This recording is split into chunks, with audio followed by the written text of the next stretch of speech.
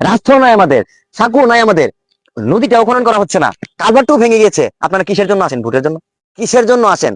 এমনকি আমাদের চরকাকুড়িয়া গ্রামের মানুষ এখনো জানেই না যে কাদেরকে ভোট দিবে, প্রার্থী কারা, প্রার্থী কারা। তাদের সমাবেশটা শুধু এই রাস্তা দিয়ে চলে যায় রাজাপুর, আবার রাজাপুর থেকে চলে যায় রানীদিয়া কাকুরিয়া ক্রস করে চলে যায়, কিন্তু আমাদের মা বোনরা কিছুই জানে না ভোটের জন্য। অথচ ভোটের দিন তাদের সদস্য সংখ্যাই আমাদের গ্রাম থেকে মানুষকে কুলে নিয়ে এদিক দিয়ে নৌকা দিয়ে পার করবে, কিংবা তারা একটা সুযোগ করে দিবে ভোট দেওয়ার জন্য, কিন্তু ইলেকশনের পর দিন শেষ, সব শেষ, সব আগের মতো। প্রিয় দর্শক, যেখানে রাস্তার অভাবে তারা আমাদের মিছিলটা পর্যন্ত আমাদের চরকা করে নিয়ে আসে না, যেখানে রাস্তার অভাবে তারা আমাদের দাওয়াতটা, তাদের তাদের প্রার্থীর দাওয়াতটা আমাদের চরকা করে গ্রামে নিয়ে আসে না, যেখানে রাস্তার অভাবে তাদের পুস্টারটা পর্যন্ত আমাদের চরকা করে গ্রামে আসে না, যেখানে রাস্তার অভাবে তাদের সমাবেশের অংশ আমাদের চরকা করে গ্রামকে করে না, সেখানে আমরা চরকা করে 400 ফুটের মানুষ কেন ভোট দিতে আসবো, আমার প্রশ্ন।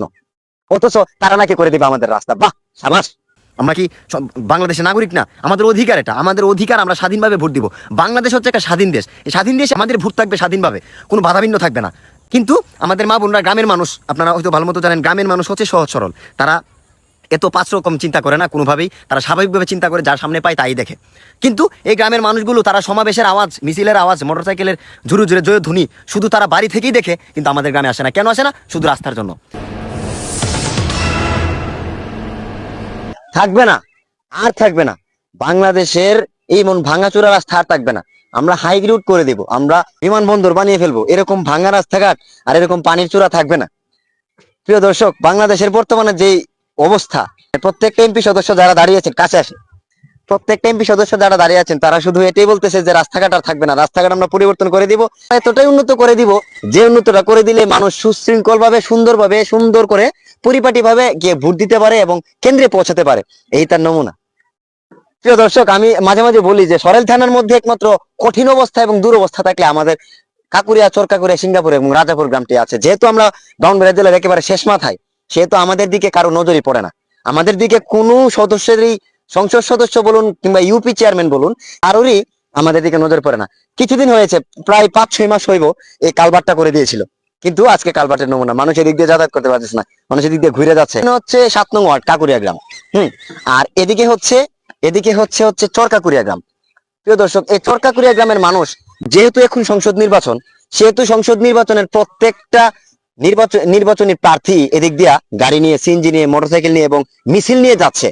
কিন্তু দুর্ভাগ্যবশত আমাদের এই চরকাকুরিয়া গ্রামের মানুষ এখন পর্যন্ত জানেই না সংসদ সদস্য কারা কারা নির্বাচিত হয়েছে এবং সংসদ সদস্য কারা কারা নমিনেশন পেয়েছে। কেন?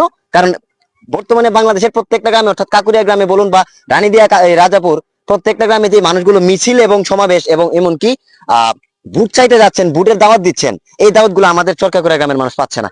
আমরা এই জলজন্ত প্রমাণ হচ্ছে এটা। রাস্তার কারণে যদি তাদের এই মিছিলটা আমাদের চরকাকুরিয়া গ্রামে না আসে, রাস্তার কারণে যদি তাদের এই সমাবেশটা আমাদের এই এলাকাতে না আসে, তাহলে তারা কি জন্য আমাদের কাছে ভোটের জন্য আসবে? তারা কেন আসবে? তাদেরকে আমরা কি জন্য প্রার্থী নির্ধারণ করব? কেন এটা ভোট দিব? এই চরকাকুরিয়া গ্রামের প্রায় 300 থেকে 350 ভোট, 300+ ভোটের মানুষ এখনো জানেই না যে সংসদ নির্বাচনে কারা কারা দাঁড়িয়েছেন এবং কারা প্রার্থী। কারণ প্রত্যেকটা মিছিল এবং সমাবেশ, প্রিয় দর্শক, এই কাকুরিয়া গ্রামে, প্রত্যেকটা মিছিল এবং সমাবেশ এই কাকুরিয়া গ্রামে এদিক দিয়ে চলে যায়।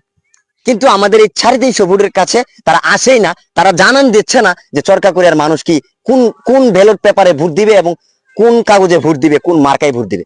মানলাম এটা 7 নং ওয়ার্ডের কাকুরিয়া গ্রামের একটা অংশ, এটা চরকাকুরিয়া, কিন্তু শুধু কাকুরিয়া আসলে তো চলবে না। আমাদের এলাকার যে, আমাদের গ্রামের চরকাকুরিয়া গ্রামের যে মা বোনরা আছে, তারাও তো জানতে হবে যে ভোট তারা কোথায় দিবে, প্রার্থী কে কে, কোন প্রার্থীটা আমাদের জন্য যোগ্য, তারা তো এটা জানতে হবে। কিন্তু আজ পর্যন্ত একটা মিছিলও আসে নাই, একটা মোটরসাইকেলও আসে নাই, একটা সমাবেশও আসে নাই, এমনকি একটা মানুষ মুখেও বলতে আসে নাই চরকাকুরিয়া গ্রামে যে আমরা প্রার্থী হিসেবে আছি, আপনারা আমাদেরকে ভোট দেন। প্রিয় দর্শক, এই হচ্ছে সাকু, আর ওই হচ্ছে কেন্দ্র। কেন্দ্র জুম করে দেখাও, এই হচ্ছে কেন্দ্র, দেখতে পাচ্ছেন? এই হচ্ছে কেন্দ্র। আরেকটা নমুনা হচ্ছে এই স্থানায় দেখা মানুষ সমাবেশের মিছিল আমাদের প্রত্যেকটা বাড়ি বাড়ি পৌঁছায় না, আমাদের গ্রামের 350 ভোটের মানুষের কাছে পৌঁছায় না এই রাস্তার কারণে।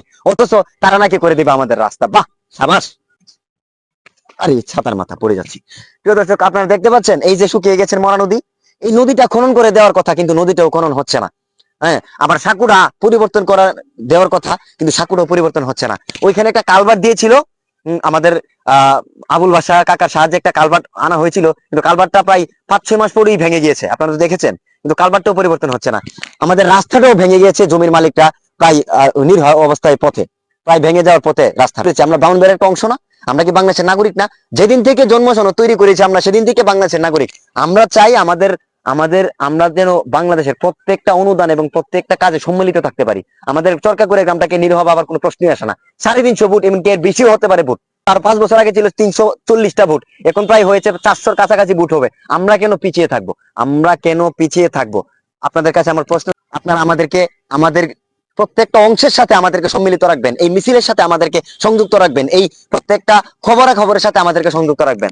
ধন্যবাদ সবাইকে, সবাই ভালো থাকবেন, সুস্থ থাকবেন এবং ভিডিওটা সবাই শেয়ার দিবেন। আসসালামু আলাইকুম।